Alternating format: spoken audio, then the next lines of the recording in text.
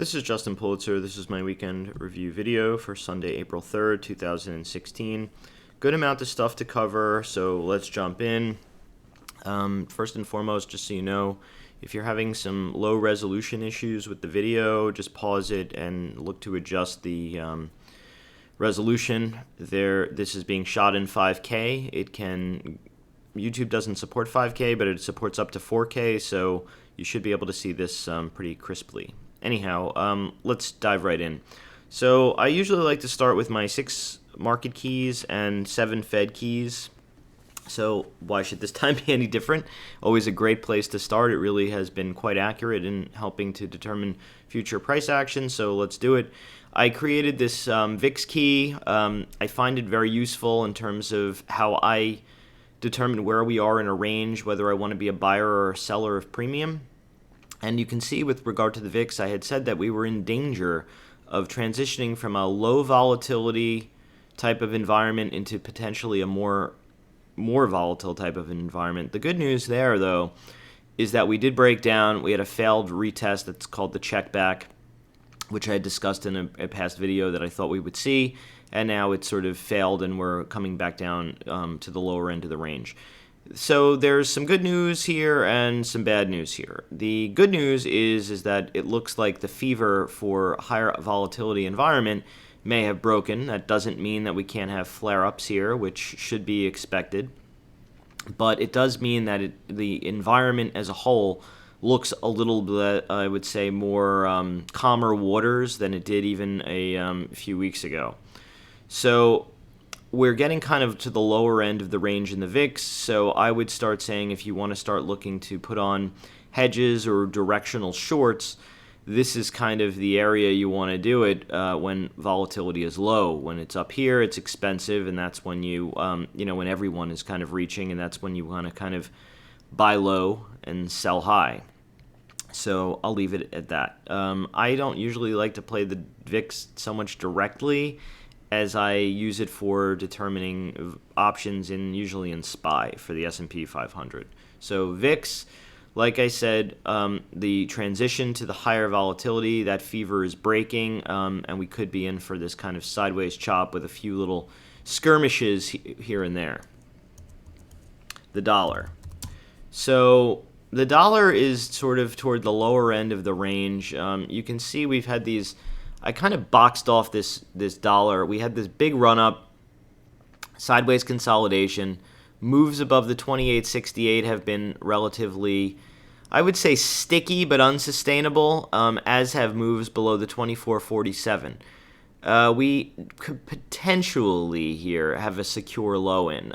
That's a low bookended by 2 higher lows. Although I'll say, albeit that this is kind of looking, this isn't the exact picture of strength.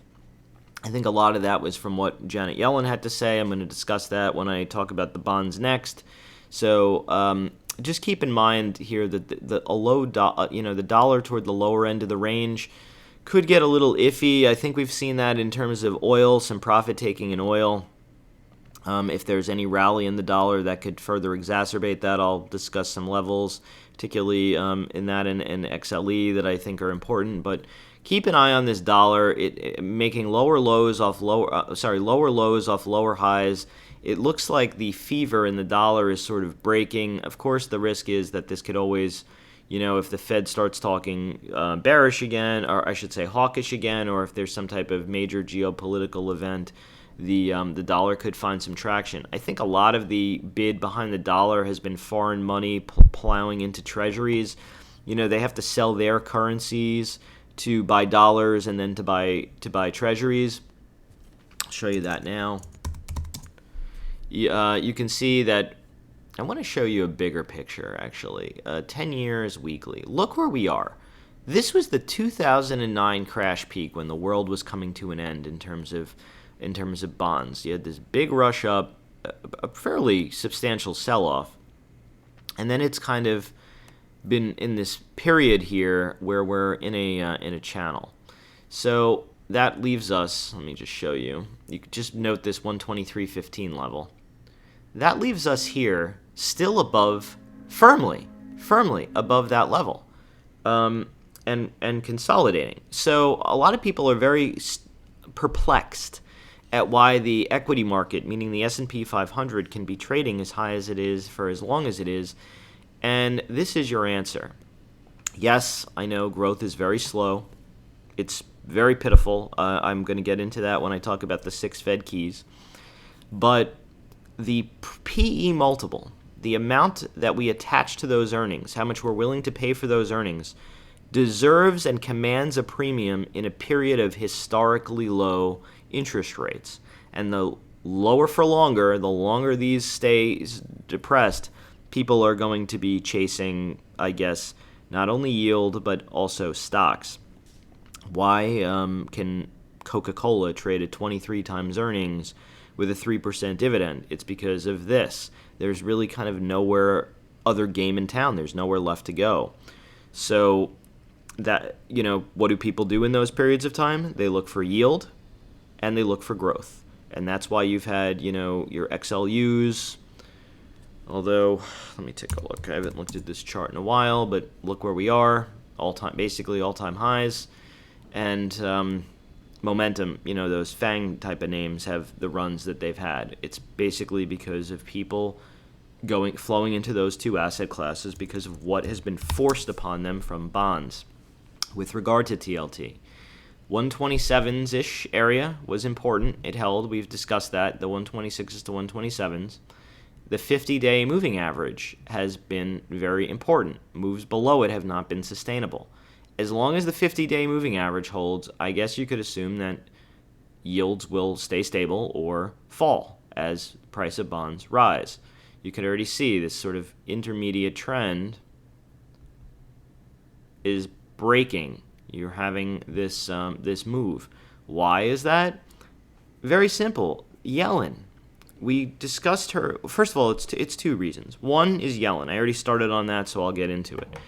Yellen is, in her speech the other day, was super-de-duper dovish. And I would say that it was the sharpest and most cogent she's been in quite some time, and I think she kind of took off some of the rose-colored glasses and the horse blinders to the meltdown globally that has been taking, domestically and globally, that has been taking place. She was very concerned about geopolitical problems. She talked about, weakness in the rest of the world. Europe is not doing well. Asia has not been doing well. I think she could have gone one step further, but I think that the mindset of the Fed is that they're too politically correct to even address this. But Asia is involved in a currency war. The whole world is involved in a currency war with the United States, except we're the only people who don't seem to realize it. They are exporting nations in Europe and Asia. They are not countries that are natural resources rich. So they are very dependent on sending their products, cars, and so on and so forth to the United States. If they devalue their currency and the dollar is strong, it makes it very cheap for Americans to buy foreign competitors. I believe that the Fed seems to be waking up to this, but I don't think they seem to be waking up to the fact that these are predatory practices that are very well calculated. They know it, we all know it, but they won't admit it, or it's just too distasteful for them to say. So the fact that this is happening, finally, Yellen is at least acknowledging that, something along those lines is starting to take place. If she wants to call it being worried about, foreign, foreign concerns. She said global risks. I believe that was the exact term she used. So I think her speech really brought her more in line with where the BOJ is and the ECB, Draghi and company. I'll briefly mention some of the things in her speech that struck to me as important. The global risks, of course, were key. They talked about inflation-adjusted incomes improving, but we all know that there isn't a lot of inflation, and wage growth has been very stagnant. They mentioned that. They talked about the consumer price inflation. They mentioned the energy dip. These are all haven't been terribly major issues.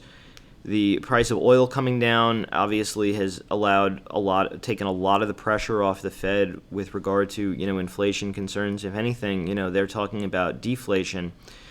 I'm just looking for the spot in my notes where I mentioned this, but they basically said that they were, with regard to their 2% inflation target, which they now have pushed out, and I don't think they even expect to see it until 2017 or 2018.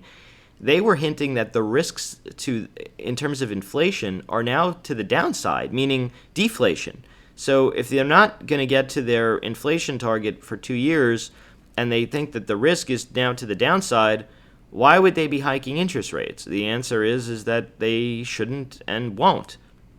They talk a lot about this neutral Fed funds rate. They say it's historically low. They also were kind of talking about that they weren't sure where it really should be. They've lowered it from, usually they talk about 4, 5, 6% is where they top out. They have discussed that their end target is going to be much lower. I believe that they were targeting around 3.5%.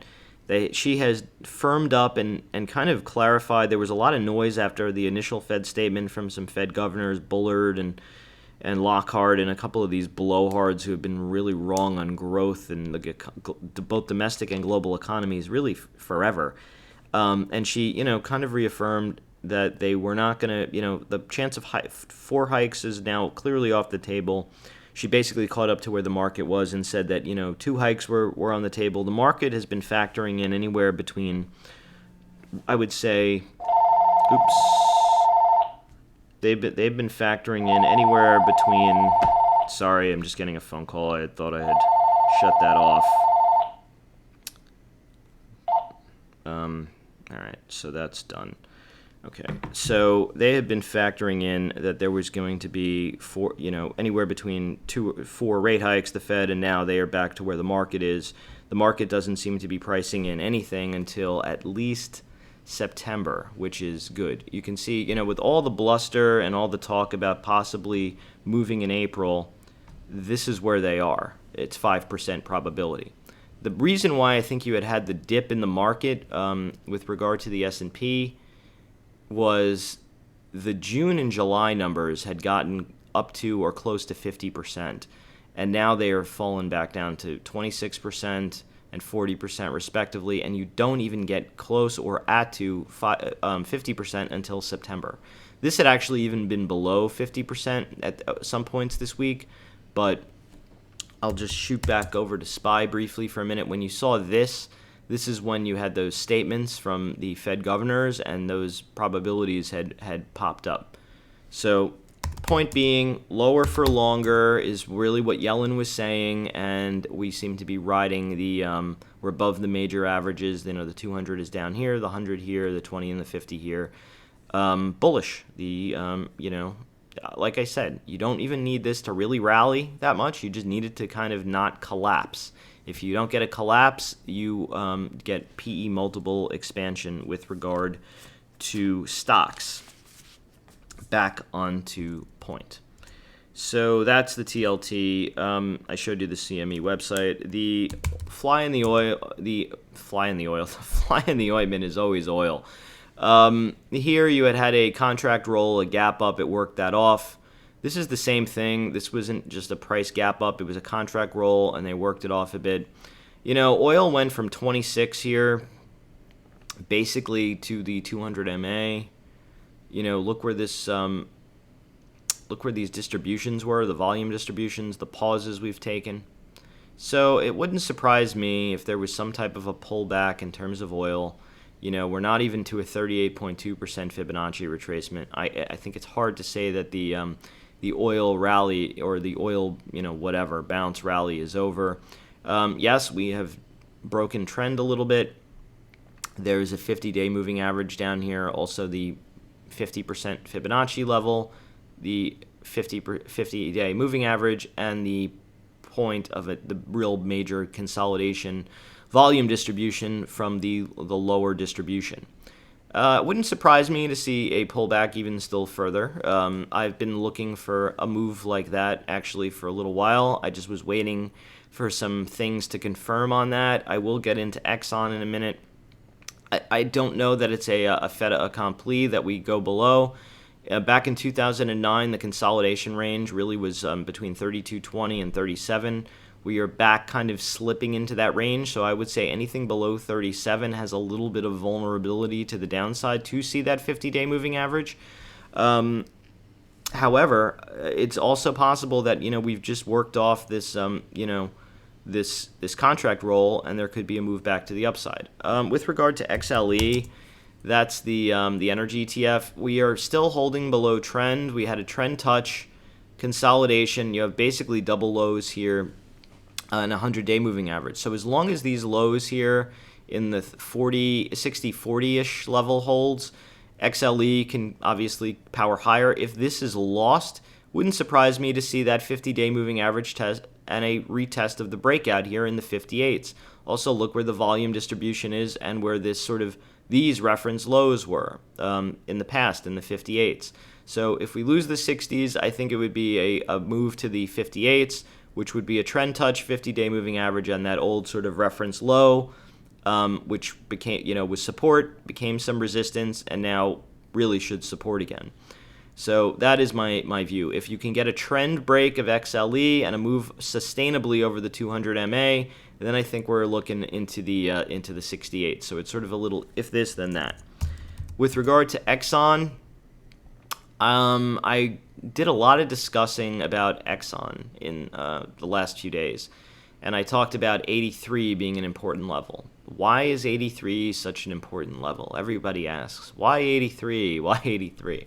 So it is important for a few reasons. 83 is the kind of beginning of an upper distribution. And take a look here. Before you had this real collapse in Exxon, the gap was just 83.01. These rallies here, look, there was a lot of resistance here in 83s. Eventually we got above it to the 87s, but fell back below. Here, look at all this consolidation around 83. So I had seen the market, it had looked like we had closed above 83 on Friday, but we didn't. We closed just below it at 82.96. The problem with that is we're kind of below this consolidation range, below obviously the 83.01. However, we are kind of at a channel low and a high volume node here in the 82s. You also have the 50-day down here at 81, and there are other kind of reference lows for snaps. I've been looking for a bit of a pullback in Exxon to reload into, and we might be getting it. So if we had a move back up above Friday's high over 83.39, I think we could see the higher end of the range, and this would be kind of like a false breakdown. If we lose this low and we lose the channel, I think we're going to see possibly the 50-day moving average test fairly quickly, because you'd be coming down to these reference lows like 80.93, which is close enough for government work with the 50-day moving average. You might even see a test of the 200 and possibly even lower in the 78s. I like put ratios into weakness, so as this comes down, like kind of buying these puts and selling 2 times this many in the same week or the following week. But that's really was the reason for me for 83, why this was so important. It's really where this, once you gap below there, that's where this got, kind of going, and there's been multiple points of resistance that, moves above 83 have been tougher to sustain. And the fact that you have this consolidation here now and you're a little bit below the 83.01 has me, I wouldn't say worried about oil correction, but it definitely puts that, it makes it more likely than not at this point here. China. FXI. We're kind of hugging this 20-day moving average. It's been a little bit of a juggernaut here, right? We broke this downtrend here, which was good. We've been consolidating more by time really than price. We are a little bit below this trend. You can see we've been riding the back side of it a bit. So I'm just going to use the 20-day moving average here. You can see moves above it here were unsustainable. Now it seems that it's supporting. So as long as we're above the 20 with the FXI, I would say that we can say it's probably quote unquote safe. If we start losing the 20, then I'm going to get iffy. And you can see Friday's bar looked below the 20, failed, and wound up closing above the 100, which was some resistance here. So that to me is a little bit encouraging. If we were to lose Friday's bar, then I think we're going to see a 50-day moving average test, which was also the breakout here in the 31s, relatively quickly, actually. I think we could see that relatively quickly. So that's what I'm watching with regard to FXI. I forgot it last week, but it will not be forgotten this time. IBB. I drew in a regression line that was key. We are above it. We're above a 20-day moving average. And for the first time in quite some time, look at this. The 50-day moving average was resistance here. It was support here with moves being below it unsustainable. Support again. Moves below it being unsustainable. Supported again. And once it all took this, the gap below the 50 and this complete fall out of bed for the 50 to really be, I guess now should have been resistance.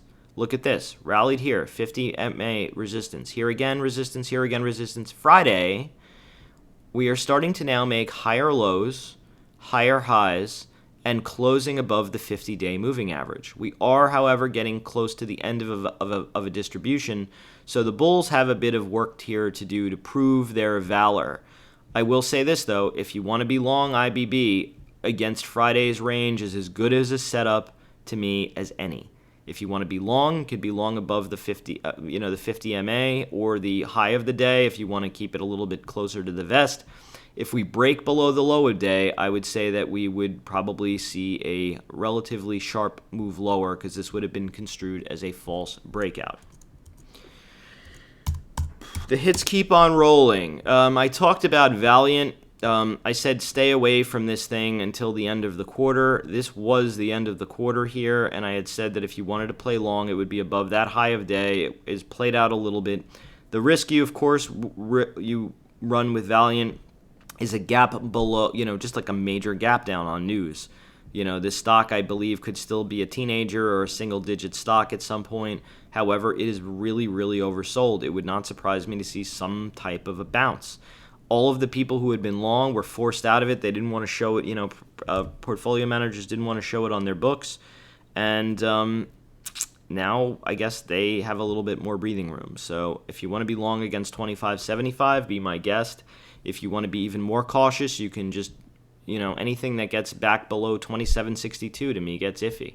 Anything sustainably above 27.62 could have a little bit more legs to it. Another beaten down one is this ALKS. I've been in this one for a while from the near these lows.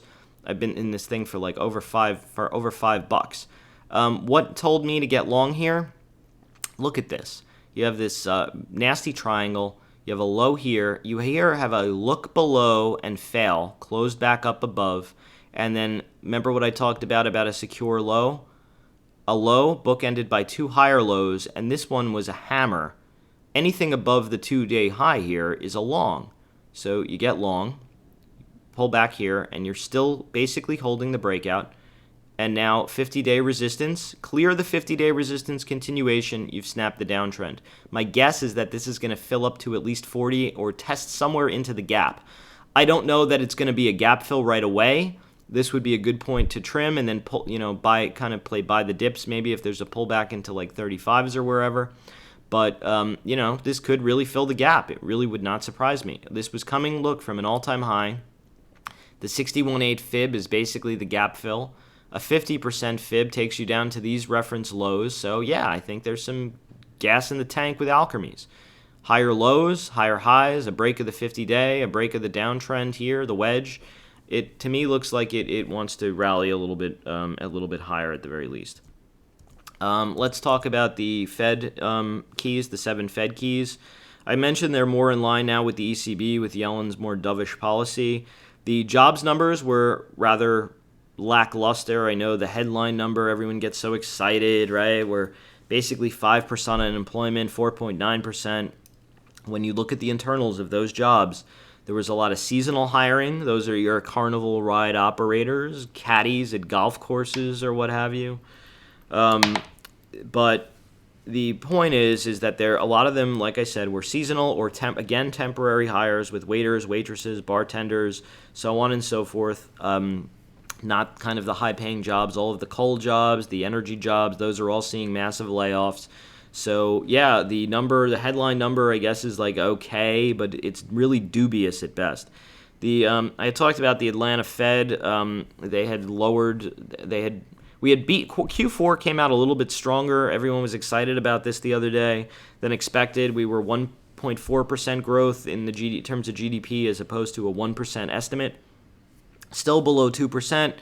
Really weak. I mean, it's no surprise that the Fed can't get, their arms around more rate hikes. I mean, there is really no growth here. I mean, this is recessionary, basically teetering on recessionary levels. And 2 quarters back to back that are negative is technically a recession. So we're just like basically at stall speed, starting line, growth.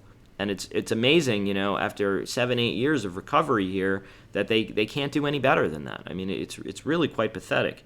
ISM, is has been like ho-hum. The real key here, though, this week was the PMI read, and this came out on Friday also with regard to the jobs number. If you look back on the futures, I don't want to go over it here, but the market didn't really rally on the jobs number. In fact, we had come in, the market came in with an overnight inventory that was mostly long, and then it kind of sold off a little bit on the jobs number.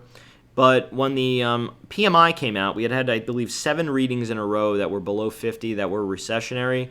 And finally, this was the first positive one. I think that gave them, and I tweeted this at the time, that I think it gave the market confidence that we weren't going to be in recession. It takes recession off the table, but it does, it's starting to turn the ship a little bit. These are like kind of big battleships that take time to turn. You really want to look more at the trend than one individual number, but at least this finally broke the spell of negative reads. We'll see how the service number comes in, but it is encouraging. I will say this, and I've been someone who's been pretty negative on the economy, that these are sort of the mustard seeds or whatever, the green shoots. This is the first one in an economic read, in my estimation, in quite some time. Durable goods numbers have not been fabulous as a whole. A lot of the economists and traders have been hanging their hats on housing and autos. The good news there's good news and bad news. Yes, autos have been strong, but keep in mind that is very contingent upon low interest rates. If interest rates start going up, that's a bit of a problem. We know from the numbers that GM reported on Friday that, the numbers are starting to fall off a bit here. I mean, we could be nearing peak autos. We had been at a historically low period of time with the average car age being quite high, and maybe at this point it's starting to wear off a bit.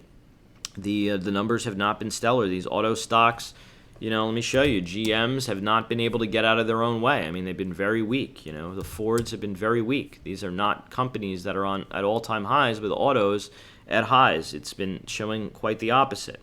We know Boeing has been cutting back on their production. That has been kind of soft. It's had a bit of a bounce, but softening. It looks like it's firming a little bit here. If you want to play long against that area, the 50-day, look, we have the pullback low here, basically equal. If you want to play long against these two hammers, I like that trade. Or short below there, I think you'd see the 50 very quickly and potentially the lower end of that range. But not to get too here or there with that. But the point being is that seasonality also has been a really big issue here. Autos tend to do better in the warmer months. It's been a relatively warm winter, and for a fact, all of these good construction numbers and housing numbers, I believe, have pulled forward a lot of the demand, meaning that stuff that would have taken place in the summer and the spring were pulled forward into the winter because we didn't really have much of a winter. I'll tell you, I live in a neighborhood where there's a ton of new construction, actually some of the most new construction in all of New York, and like the project next to me, for example, that they worked the entire winter. There was really maybe a couple of days they stopped, for the big snow, which melted right away, and maybe a few days that were windy. But they're massively ahead of schedule. So a lot of the construction numbers that have been looking good were, I believe, pulled forward. So I want to be a little bit careful with those, that those readings are good now, but they could be a little iffy a little later on. Also, the other Fed key, we know is the S&P. So the S&P, they've openly told us they look at the S&P and that they look at the high yield HYG over, the spread over the bonds. This has had quite a nice rally. It's just been consolidating a bit. It ran into some volume resistance here, not a surprise. But, if there's a bit of a pullback, I would say the 50 MA is probably a good first target, or maybe even a little bit lower into some of these lows. I don't know, if this starts breaking down, you'll probably start hearing the Fed get more dovish again. They mentioned explicitly, Yellen in her speech, that a lot of the market reactions to bad news have been more muted because of the expectation of Federal Reserve intervention. She has now put the Yellen put back, what was the Bernanke put, now the Yellen put, which had been removed with the elimination of QE and the hikes. She basically implied that there's a put again. So if we know the market isn't going to get too out of control to the downside, people are forced to be long. They buy. In terms of SPY, we have an interesting phenomenon which has kind of developed. This measured move, if you would have extended it off this lows, would have only taken you into the 205s. Look where we sort of started to stall. This is all basically pre-Yellen. You have quadruple bottoms. If you go back to the other side of the mountain here, I didn't really want to do this, but I will. If you go back here, you have 1 low, 2 low, 3 low, 4 low. Let's bring it into actually, not bring it more into modern times yet. If you draw in a channel connecting these highs and these pullback lows, we are getting closer to the channel high and a big volume distribution. Take a look, though, at the price action here. I had talked about a couple of things being important. One was we had this bit of a pullback here, and I mentioned in last weekend's video that this gap down might have been a little bit different than these, because this gap down, once you lost the 204.12, you gapped down below the 201.90 and couldn't reclaim it. The rally here stopped to the tick, look at the H, 201.90, and then completely fell apart once that couldn't hold. Here, on the other hand, we gapped down to a 200-day moving average. You had a miniature look below the 201.90, which was 201.74, the low of day, which was basically the 200-day moving average, and you rallied and closed on the highs. That is very, very different than what happened here. We rallied back up, basically filled the gap, and then after that had a bit of a outside day to the upside. Closed. This was Yellen, of course. We closed basically at the range high. We had a gap up day. I did Periscope this day. I talked about that we were at a very important level here, being that we got to another reference support, the 206.76. Look where this is in terms of volume distribution. This is really where the meat of the move gets picked up. I had said it would not surprise me to see this day be taken back and us to even get back to the 204.12. We actually, on this day, got a little bit below there, the 203.98, but wound up closing quite strong. Look below, was met with buyers, and we closed strongly. But I will say this. I had asked people this day, was this considered bullish or bearish? And it was amazing to me that this was breakaway value. Look where we closed here. You broke away. You closed strong. Yes, the bar didn't close very strongly, but on the whole, price moved and accepted higher that day. And people were still really bearish, which was really very surprising to me, because you can't really say that this was bearish. Yes, you had a couple of days pullback, and here, look at this. Gap down to the 204.12. Starting to look a little familiar, right? Gap down to this level held, now gap down to this level. Any look below there has failed. This is a huge major outside day that is now above all of this consolidation, the big Yellen day, and the prior two consolidation days with the close above. Really hard to say that the price action here has been bearish. It's been actually quite the opposite, quite bullish. Yes, we are overbought stochastically. Yes, we are overbought point-wise. We are, however, above the 50-day moving average, above the 100-day moving average, above the 200-day moving average, and above the 20-day moving average. And the 20-day moving average isn't terribly far behind us. Look where it is in relation to where we closed on Friday and where it closed on Friday. These consolidations took back a lot of the overbought condition. It gave an opportunity for some of the, moving averages to start to catch up a bit. And now definitively are basically all pointed upward, except the 100 is still a little bit flat and the 200 is still a little bit flat. But the 50 is decidedly turning back up. So where does that leave us here? The expected move this week is about $2.47 in terms of SPY terms. That would roughly take us up to 209.39, which is basically the downtrend, and getting into these reference highs. A move down would take us back to 204.45, which basically would take back Friday's rally and just kind of take us back to where we started from, closer to the 204s. So which one of those is going to happen? Obviously, I don't have a crystal ball. I can't tell you. Maybe that something happens over the weekend that causes a gap down. But I'm actually thinking we could see this level. The 208.97 moves above there have been tougher to sustain, as you can see.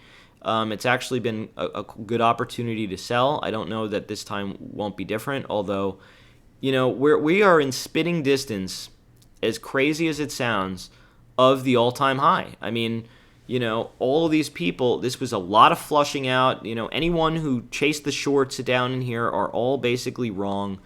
Yes, there is a lot of, supply up here that we could have a lot of chop for a while. But it seems to me, I would think we're going to see the channel high. I mean, we're just too close to it. We could even see, a move on the outside of it to the 210, 211s. I don't know if it's going to be sustainable up there. I can't tell you that it won't, and we could break through and have a nice summer rally. But it seems to me that buyers here, there were buyers on this gap down, there were buyers here, there were buyers here. It just seems like there's a bid behind the market. The tone to me is turning a little, and a lot of that is because of the Fed change. The Fed tone has really changed. People were like, oh, Yellen was BS this day. She really wasn't BS. The things she said they were different than what she has been saying lately. She has been talking very dovishly. She even hinted at more QE if things were to get weak. So, they're pushing their expectations for rate hikes out. They are concerned about foreign growth. They're willing to. They talked about symmetry in terms of the inflation number, meaning that they are willing to accept above 2% inflation for a little while if we get there. She talked about there being room for improvement in the labor market. She talked about the strong dollar and, talked about, the market reaction being muted because of the expectation of Federal Reserve intervention. Honestly, other than, some really more hardline talk with her talking about, dropping the PC nonsense with the currency trade war, she really hit everything. It really was a very dovish speech. There's no other way, really, in my view, to characterize it other than dovish. I've been finding IWM to be a bit of a red herring. I know a lot of people pay a lot of attention to it. We are below, obviously, the consolidation up high. You can see this area. However, there is a little bit more room. Take a look. A gap fill up here, a downtrend line, and a 200-day moving average, and where the big, kind of meat of this move lies. Wouldn't surprise me to see a little bit more up in the IWM, although I'll tell you I've never been paying less attention to the IWM than I have been recently. I've really been focusing more on the Qs, the SPY and the Qs, and look at the Qs. We are getting close to that gap fill. We're above the 61.8. We're above that key 105 level that I had mentioned. Look at all this consolidation we spent there. We had a 50-day moving average hold. After the break here was really when it got nasty. Look, when we lost the 50 definitively, we are now holding the 50 on pullbacks. We are close to a 20. We are above range here. Things are, looking a little bit more bright here. Don't really know. I mean, it seems to me like there could be a little bit more room. I know there was some concern. Some people were saying that the composite, like you can see, we're over the 200-day moving average in the composite, And you have a lot of confluence of moving averages in the 100-day and the 20 down below here now. So I think that this level is probably going to be a little bit harder to breach on the downside than people might realize. It's also the volume distribution, around the 107s. There was some concern. Some people had mentioned to me about the comp not being above it. Well, we are now. That's the big cash index, the equivalent of the SPX. Both the NQ had been above it, the Qs and the NQ had been above it, and now you're even having the comp closing above the 200-day moving average. So I think you can use this candle here. Above, to me, would be more bullish. Below, obviously, would be a little bit more iffy for a pullback. You are also seeing some bullish action in some of the big momentum names. I had talked about the 92s down here holding. And I had mentioned in a video, I think it was like 2 weeks ago, that I said I hadn't been bullish in Apple in a long time. This was the first time in a long time. It turned out to be a little bit prescient. I didn't know that we were going to have this dramatic of a run, but I guess I kind of thought we were going higher. It wound up being correct. We've done a lot right. We've held the 172 here, looked belows and fails. We had first stalled, at 103.74, pulled back. Sorry, I got ahead of myself. I often can do that. Take a look. Rallied up here. Had a doji bullish day here at the 172. Rallied up to the next level, the 103.74. Pulled back. Look below's failed. Rallied up. Gap above and go, basically. Gap the next days were fairly bullish. A lot of consolidation up here. And now again, gapping up into an important level, the 109.14. We also know 111 here was key. Look at these lows here. This was 111 to the tick. We have a 200-day moving average and the downtrend here. There could be a little bit more room up in Apple, but guess what? I don't like Apple as much as I did back here. I'm starting to get a little bit more concerned about Apple. I think that there can be a little bit more room up, but I would start looking to book a little bit of profits here. The ideal situation here, and I always say this, would be a bit of a shake and bake. We have earnings coming up. It would be nice if Apple were to get up here, consolidate a little bit, and then have a bit of a pullback. Get everyone who bought late nervous, pull back ahead of earnings, and then it's set up for the buy. I love the shake and bake. It is often one of my most favorite setups in stocks, particularly in Apple. So I would love to see some type of a little bit of a puke ahead of their earnings to take back some of this overbought condition and then set up for a long for earnings. I don't know that we're going to get that situation. It's very possible we power through, but Apple doesn't really tend to move like that. It tends to be quite responsive to technicals. It's a very heavily watched stock, so I think that it could play out that way. However, the strength in Apple should not surprise you that we've been strong in NASDAQ. My bundle of joy, Facebook. It's weird. On some charts, I see us over the progression line, and on the daily, I see us below it. I want to just show you 3-year. I think it was in the weekly. No, it didn't show it here. It's weird. I was looking at this. One of the charts I was looking at showed it that it was basically at it. It's not showing now, which is really, of course, it's like going to the doctor, right? Your elbow never hurts when you're actually at the doctor. But take my word for it, there are some charts that were showing us above the progression line, but we were below it. Actually, the chart I was just looking at before I started filming the video, it was like right here, the progression line, and then this was a look above and fail. So I can only go by the chart that I have in front of me here, but just take my word that this area in here is going to find a little bit of responsive sellers. You had a spike here. This here was the old big 1.618. It does not surprise me that there were a little bit of selling above the 116. We had a bit of a pullback, and then this day was rather strong right to that level. Bigger picture, longer term, I believe Facebook is going to be much, much higher. However, I don't like it as much as I liked it back down here. And we're back near reference levels.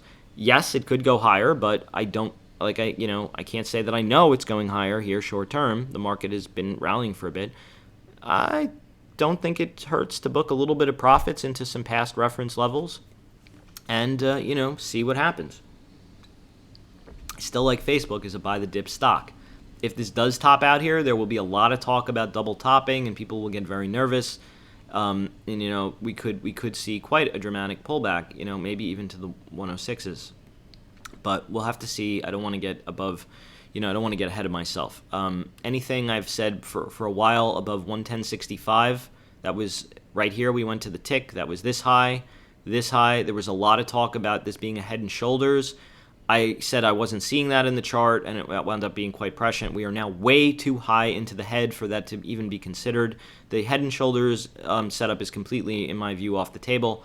I do, however, think that it is possible that there is a pullback to the 110, maybe even into mid-range into the 106. So 106 to mid-10, 106s to 110s to me would be the BTD, area. You also have the, 50 and 100 MA down in this area. So it seems to me that will support. Amazon, this isn't seasonally a really good time for Amazon. It's actually quite the opposite.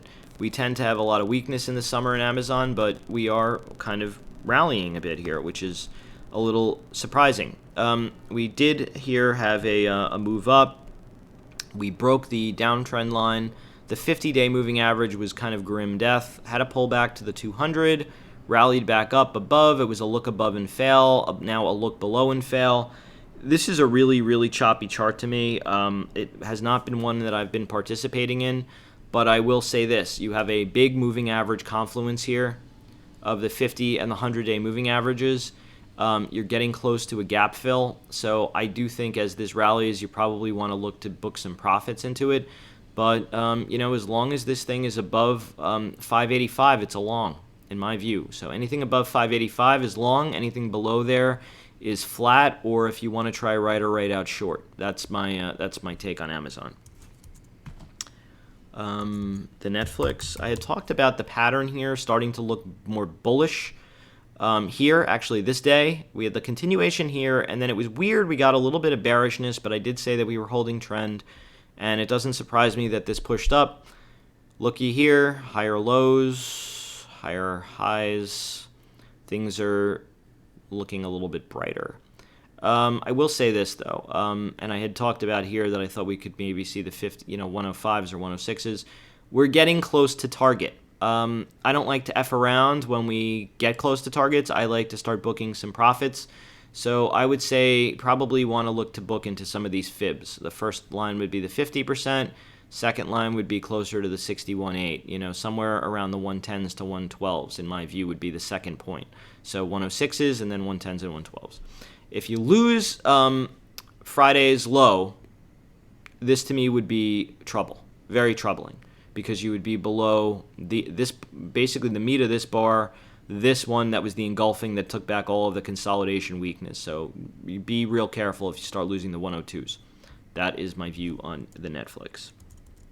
Google, I've talked about. I prefer playing this thing when it is closer to the range extremes, the channel high or low. That being said, anything above 752.05 to me remains bullish. You've had a couple of look belows and fails. We are below trend, but it to me just looks like a big sideways consolidation pattern and a bit of a dice roll. I prefer, like I said, to short the channel high or to buy the channel low. Tesla, we had the Model 3 unveiling. There were a lot of lines. They sold quite a few of those Model 3s. I know a lot of people were thinking that this is sort of the top in it. You get to, sell the news day. We didn't close particularly strong, although we did close above, I think the prior day's high was 734.42. The close here was 37. So this did technically close above all these consolidation range days. We didn't get a confirm above the 239.88. But I don't think that this day was probably as bearish as a lot of people thought. You do have a trend break, a look below and fail, and then holding the 200. Tesla seems to run into a lot of trouble when it gets up to 265. It really wouldn't shock me to see us get there again. I actually wouldn't even be surprised for this thing to rally. Unlike Amazon, Tesla tends to do well in the summer. It tends to peak out around the end of the summer, around the horse show. I don't know the date of that. If any of you Hamptons aficionados check the horse show date, around that is when that tends to peak. So be a little bit careful. Yes, it is way overbought here. You had a lot of volume this day. The stochastics are rolling over a little bit. Could be pullback, but don't fool yourself. There is still like a 30% short interest in this stock, I believe. It could defy gravity a lot longer than you can stay solvent. The valuation does not matter here. This is pure momentum and a pure game of the mechanicals of the stock market. I like big emotion days, big volume days.